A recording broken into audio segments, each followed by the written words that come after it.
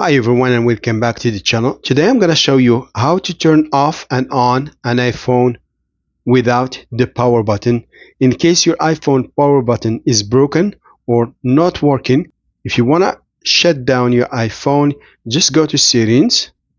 In settings, scroll down, go to general, scroll down to shutdown, press shutdown and slide and just turn off your iPhone. Just how to turn it off. Now, what if you want to turn it back on without the power button because it's broken? So all you need is your iPhone charger adapter and your iPhone cable.